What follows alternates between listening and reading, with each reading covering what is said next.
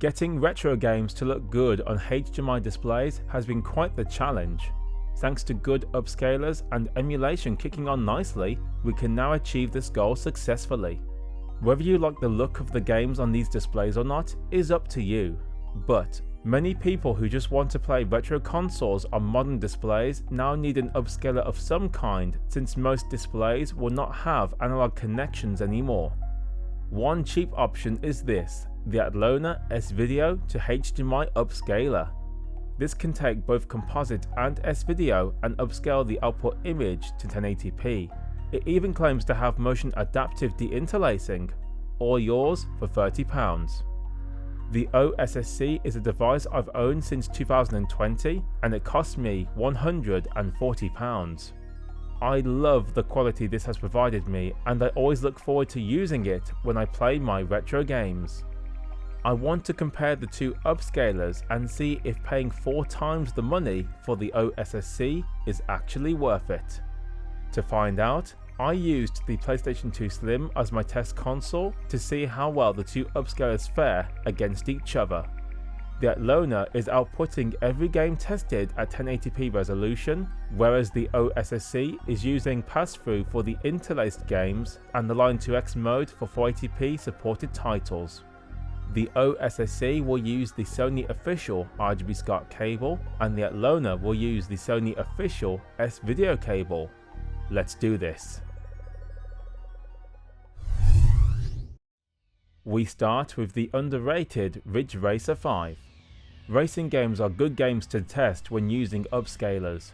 Not only do we want a good picture, ideally a stable one, especially when you support motion adaptive deinterlacing.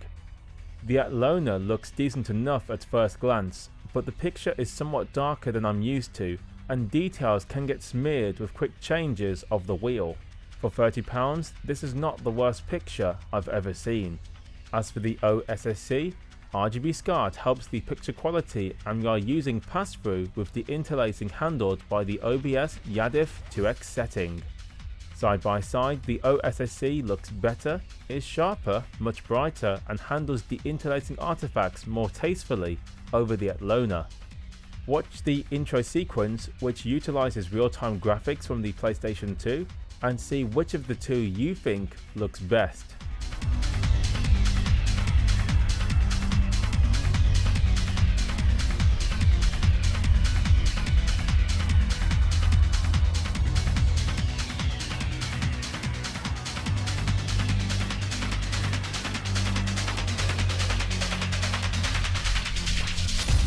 Now it's Ace Combat, the Belkan War.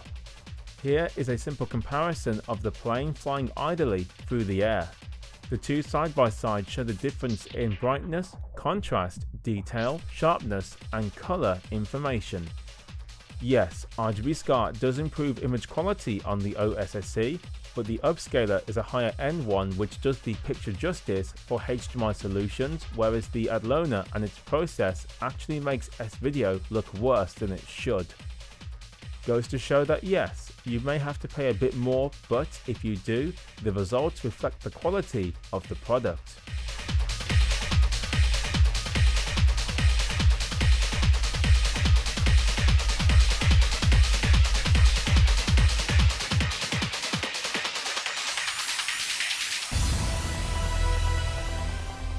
How about some Resident Evil? Code Veronica X is a great horror title and it will see how the upscalers fare with a much darker game. As you can see, the two upscalers handle the game quite differently. Graphically, it is as you'd expect. The OSSC is sharper, more balanced in brightness and has less interlacing artifacts compared to the Atlona. However, in this still shot comparison, look at the colours. The OSSC is vibrant and colourful, whereas the Atlona is straight up missing colours. Before you ask, I checked all settings and the cable is fine. It's very strange to see this alongside the OSSC. Missing colour information shows you what you could be missing out on when you buy the Atlona.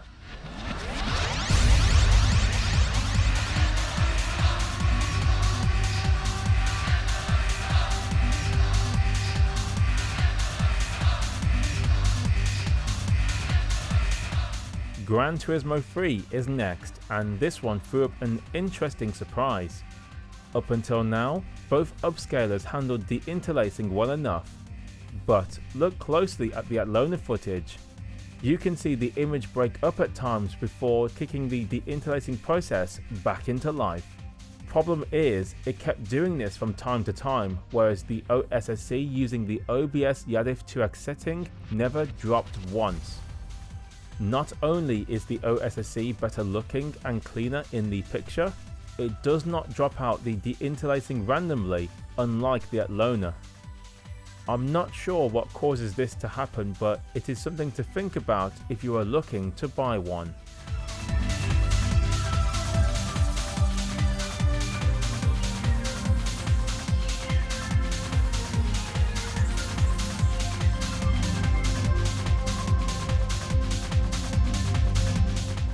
Tekken 4 is a game that supports 480p via RGB SCART or component, so I used this on the OSSC with the Line 2X mode enabled.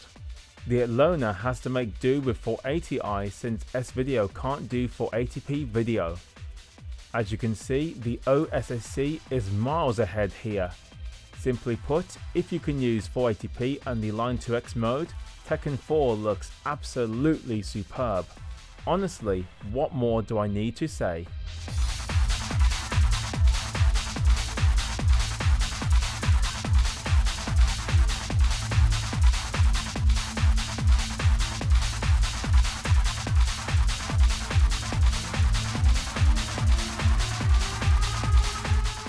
Tomb Raider Anniversary is up, and despite supporting 480p, I elected not to use it. It is blurry and not the best use of the resolution I've seen. Both upscalers are using 480i and a 4x3 image, since 16:9 makes the image even more blurry in my testing. With the two side by side, it is pretty clear which one looks best.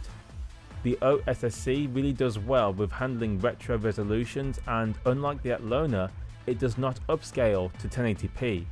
Yes, you can increase the line multiplier in interlaced mode up to 4x, but you'll have to deal with bob deinterlacing, which I did not want to do in this video.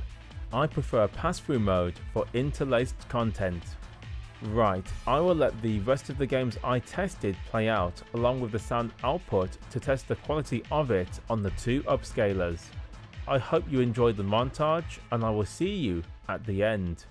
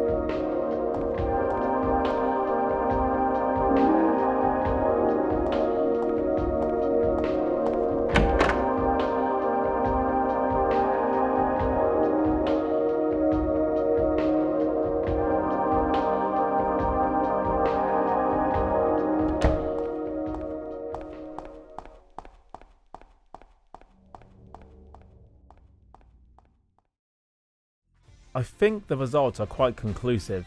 The OSSC is the much better upscaler, and it has been wonderful to have owned mine for 4 years now.